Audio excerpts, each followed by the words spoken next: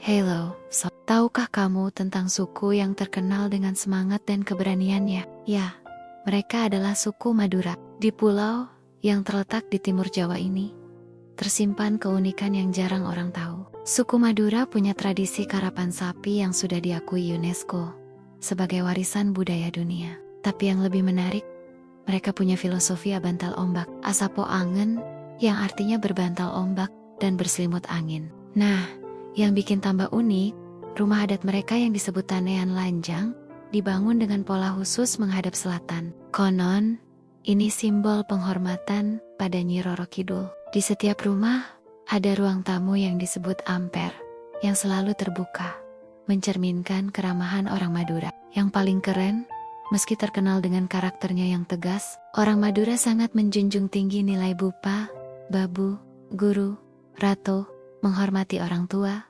guru, dan pemimpin. Penasaran dengan fakta menarik lainnya? Jangan lupa like, subscribe, dan share video ini ya. Sampai jumpa di video berikutnya.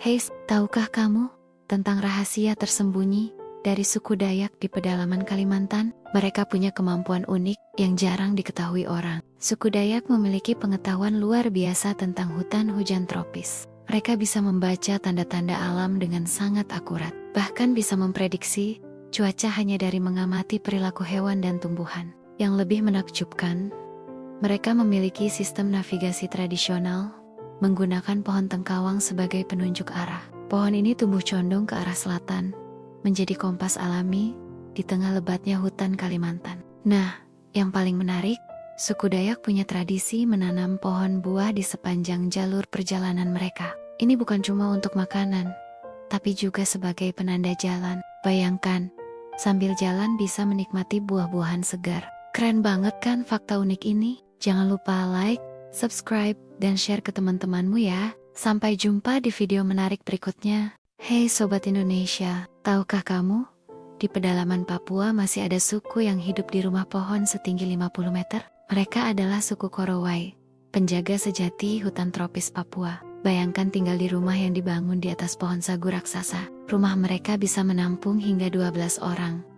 Lengkap dengan dapur dan ruang tidur. Keren banget kan? Yang lebih menarik, mereka memiliki keahlian membangun yang luar biasa. Tanpa paku atau peralatan modern, rumah pohon ini bisa bertahan hingga 5 tahun. Semua konstruksi menggunakan bahan alami dari hutan, diikat dengan rotan dan tali dari kulit kayu. Filosofi mereka sederhana, namun dalam hidup, tinggi untuk menghindari banjir dan tetap dekat dengan alam. Setiap pagi, mereka disambut pemandangan kabut yang menyelimuti kanopi hutan Papua yang menakjubkan. Nah, gimana? Keren kan keunikan Indonesia kita? Jangan lupa subscribe dan share video ini ke teman kamu ya. Sampai jumpa di video berikutnya. Tahukah kalian kisah heroik Arya Penangsang, sang penguasa Jepang yang berani menantang Kesultanan Pajang? Sosok yang sering disebut sebagai antagonis dalam sejarah Jawa ini sebenarnya memiliki cerita yang lebih dalam. Di tepian Sungai Bengawan Solo masih tersimpan jejak-jejak kerajaan Jepang, tempat Arya Penangsang memimpin dengan gagah berani. Konon, pusaka andalannya bernama Setan Kober, sebuah keris sakti yang dipercaya memiliki kekuatan supernatural. Yang menarik, Arya Penangsang dikenal sebagai ahli strategi perang dan pendekar tangguh. Ia bahkan memiliki kuda legendaris bernama Gagak Rimang yang terkenal sangat setia dan tak tertandingi kecepatannya. Meski akhir hidupnya tragis dalam pertempuran melawan Sutawijaya, kisah Arya Penangsang mengajarkan kita tentang keberanian mempertahankan hak dan keyakinan. Hingga kini, namanya tetap dikenang dalam berbagai seni pertunjukan tradisional Jawa. Penasaran dengan kisah-kisah menarik lainnya dari Nusantara? Jangan lupa like, subscribe, dan bagikan channel ini ke teman-temanmu. Hai sahabat, kalian pernah dengar tentang misteri pantai selatan Jawa? Konon, ada sosok legendaris yang menjadi penguasa lautan selatan Nyi Roro Kidul. Menariknya, kepercayaan tentang Ratu Pantai Selatan ini tidak hanya ada di satu daerah. Dari Pelabuhan Ratu di Jawa Barat hingga Parangtritis di Yogyakarta, ceritanya tetap hidup hingga kini. Yang unik, setiap hotel di sepanjang pantai selatan selalu menyediakan kamar khusus bernuansa hijau untuk Nyi Roro Kidul. Bahkan, Keraton Yogyakarta masih rutin menggelar upacara labuhan sebagai bentuk penghormatan. para nelayan juga punya tradisi menarik. Mereka menghindari penggunaan warna hijau saat melaut, karena dipercaya sebagai warna kesukaan sang ratu. Ada juga ritual khusus sebelum melaut untuk memohon keselamatan dan hasil tangkapan melimpah. Terlepas dari misterinya, legenda ini menjadi bagian tak terpisahkan dari kearifan lokal masyarakat pesisir selatan Jawa. Nah, gimana menurut kalian? Jangan lupa like, subscribe, dan share ya. Sampai jumpa di video berikutnya. Tahukah kamu kisah cinta yang berujung menjadi warisan budaya Indonesia? Di Candi Prambanan tersimpan legenda Roro Jonggrang yang menggetarkan hati. Konon, seorang pangeran sakti bernama Bandung Bondowoso jatuh cinta pada putri cantik Roro Jonggrang. Sang putri yang tak membalas cintanya memberi syarat mustahil membangun 1000 candi dalam semalam. Dengan kesaktiannya, Bandung Bondowoso memanggil para jin untuk membantunya.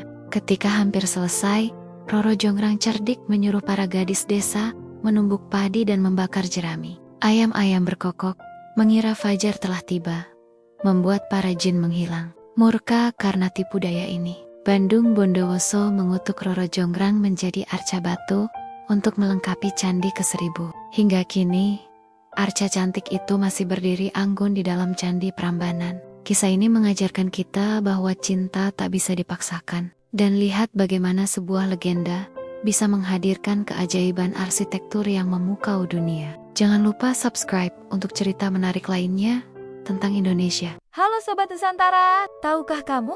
Di pedalaman Sumatera Utara, ada suku yang memiliki tradisi super unik, namanya suku Nias.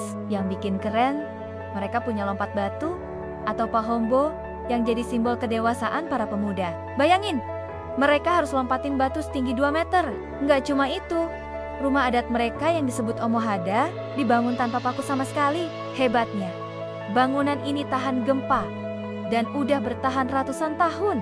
Di acara pernikahan, pengantin wanita Nias harus pakai mahkota emas asli yang beratnya bisa sampai 3 kg. Meski berat, ini simbol kehormatan yang udah turun-temurun. Yang lebih keren, bahasa mereka punya nada musikal yang berbeda. Mirip bahasa Mandarin, salah nada dikit, artinya bisa beda jauh. Penasaran sama fakta unik lainnya? Jangan lupa follow dan subscribe channel kita ya. Sampai ketemu di video berikutnya.